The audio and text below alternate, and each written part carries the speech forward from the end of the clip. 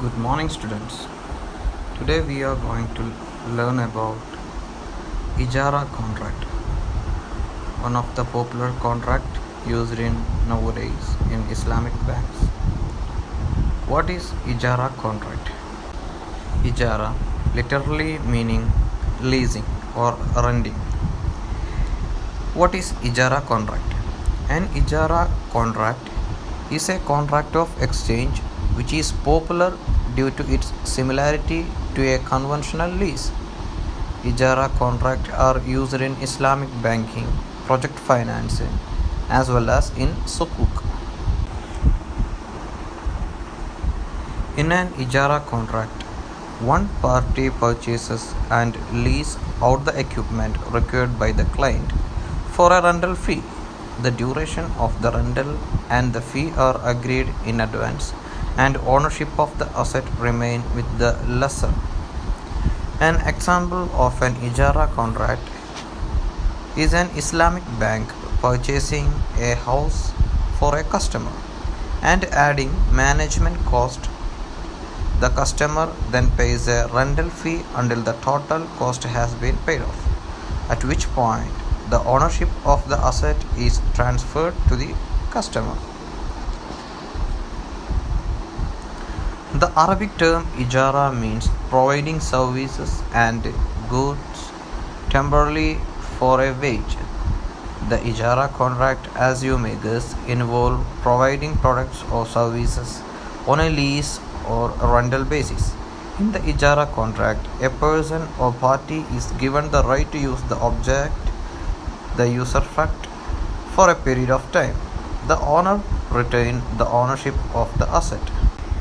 The lessee is responsible for normal maintenance, and the lessor is responsible for major maintenance of the building, just as with many conventional lease contracts. And the following features of Ijara different from conventional lease.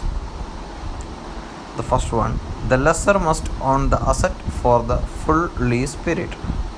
If the asset defaults on payments or delay payments, the lessor can't charge compound interest. The leased assets use is specified in the contract. The types of Ijara, which is next we are going to discuss. The first one is lease ending ownership or lease with ownership. Arabic names are Ijara wa Iktina or Ijara Muntahiya Bitamliq.